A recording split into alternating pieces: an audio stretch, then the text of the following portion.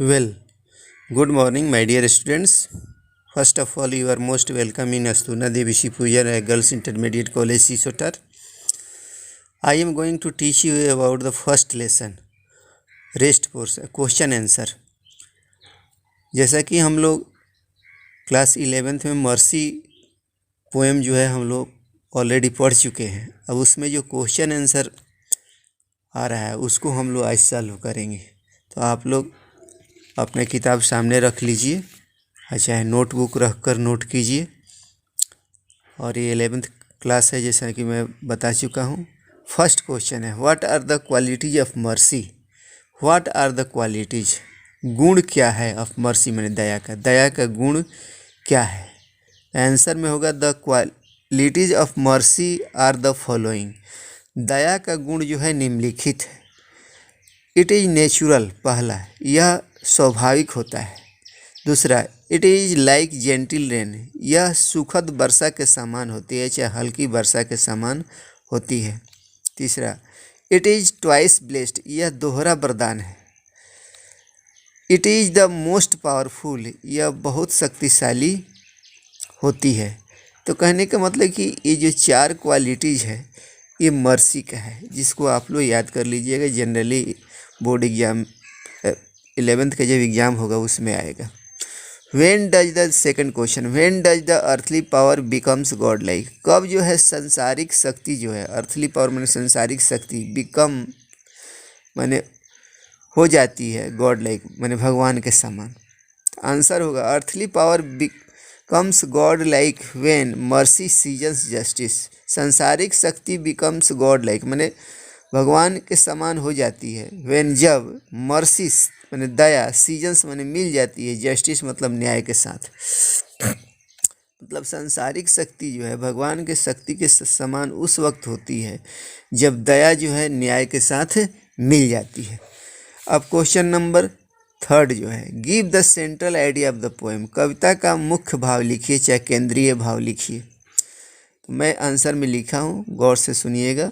The poem has forceful appeal for mercy, कविता जो है शक्तिशाली दया के लिए निवेदन करता है, मैंने कविता में जो है दया के लिए शक्तिशाली निवेदन है। द पोएट सेज, कवि कहता है, दैट की mercy is the finest quality of man, दया जो है मनुष्य का सबसे अच्छी गुण है। दया जो है मनुष्य का सबसे अच्छा गुण है। It cannot be forced upon anybody, यह किसी पर जो है इसे किसी पर दबाव नहीं डाला जा सकता है। इट कैनट बी, यहाँ लिखा है it cannot be forced upon anybody, यह किसी पर दबाव नहीं डाला जाता है। इसके लिए कहने का मतलब मर्सी दबाव डालकर ही नहीं लाया जा सकता है। It is like drops of gentle rain from sky on the earth, यह जो है हल्की वर्षा के बूंद के समान होती है। फ्रॉम स्काई, जो आकाश से गिरती है, ऑन द अर्थ पृथ्वी पर, यह हल्की वर्षा के बूंद के समान होती है जो पृथ्वी पर आकाश से गिरती है। It has the quality of double blessing, इसमें जो है दोहरे वरदान का गुण होता है।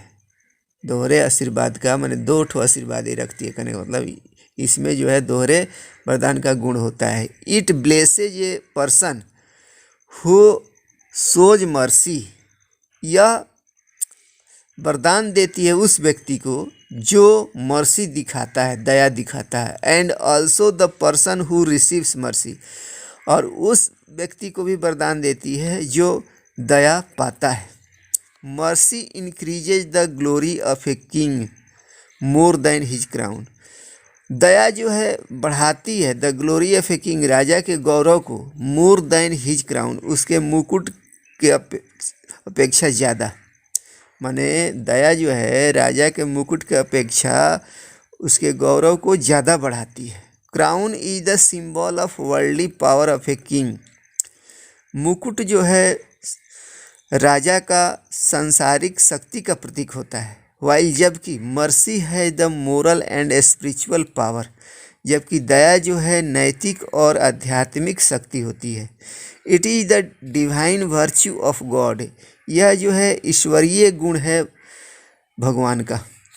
मर्सी जो है डिवाइन वर्च्यू मतलब ईश्वरीय गुण है, दैवीय गुण है। डिवाइन वर्च्यू मतलब दैवीय गुण है ईश्वरीय ऑफ गॉड भगवान का। When worldly power gets mixed with justice, जब सांसारिक शक्ति जो है न्याय के साथ मिल जाती है, it becomes the God like power of a king, यह जो है भगवान के समान हो जाती है।